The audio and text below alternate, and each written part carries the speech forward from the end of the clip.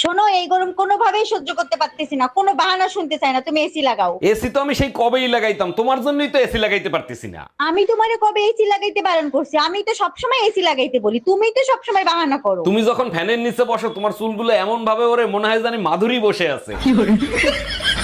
বলো কি সত্যি মাধুরীর মতো লাগে? তাহলে থাক, আর এসি লাগাইতে হবে না।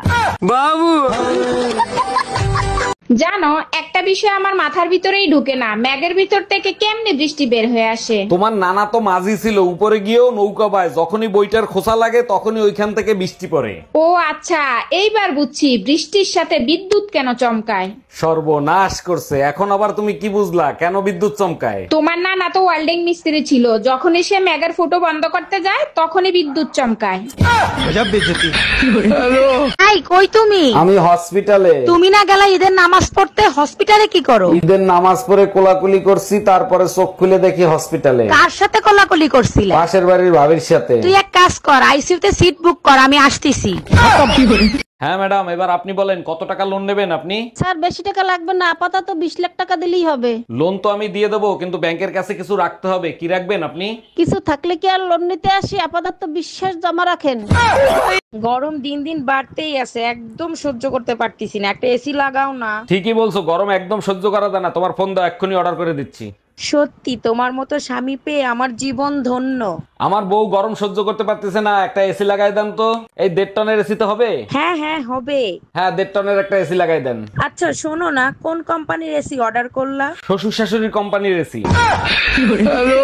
এই কি হয়েছে তোমার? বাচ্চা ছেলে মেয়েদের মতো কান্না করতেছো কেন? ঘুম থেকে উঠেই রামায়ণ দেখছিলাম, ওইটা দেখার পর থেকেই কষ্টে কলিজাটা ফাটতে যাইতে আছে। রামায়ণ তো আমিও দেখতেছিলাম, কান্না করার মতো কোনো চিন্তা ছিল না, তাহলে তুমি কান্না করতেছো কেন? রাজা দশরথ তার 3 বউরে কি সুন্দর বুঝাইলো, বউরাও বুঝলো। আজ পর্যন্ত আমি তোমারে বুঝাইতে পারলাম না, এই দুঃখে কাঁদতেছি। বিয়া করার শখ, আজকে তোরে মিটাই ছাড়বো।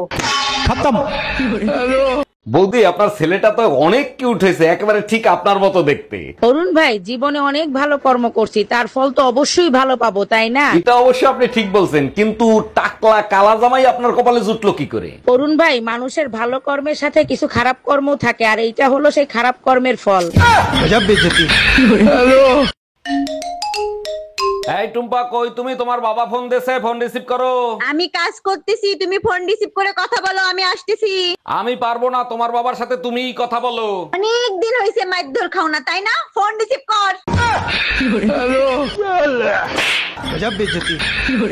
এই টম্পা ভাবি তোমাকে বারবার ফোন দিচ্ছে কেন? লাউডে দাও তো, কি বলছে শুনি। হ্যালো। অরুণ ভাই, আমার দুধ খাবেন? তাহলে তাড়াতাড়ি চলে আসেন। সি ভাবি, আপনি এইসব কি বলেন? আমার বউ সব শুনতিছে। আরে অরুণ ভাই, ভাবি তো আমাকে বলছে আমার দুধ নাকি আপনার প্রিয়, তাই তো আপনাকে খাইতে ডাকতেছি। ও আচ্ছা, বুঝতে পারছি। আচ্ছা ঠিক আছে, আমি আসতেছি। আজকের পর থেকে তোরা যদি আমার দুধ খাইতে দেখি তোর জিব্বা কেটে ফেলাবো।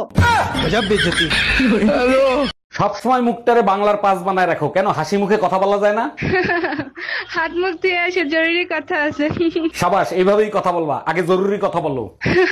এই শোনো না, আজকে না আমার ননদ মারা গেছে।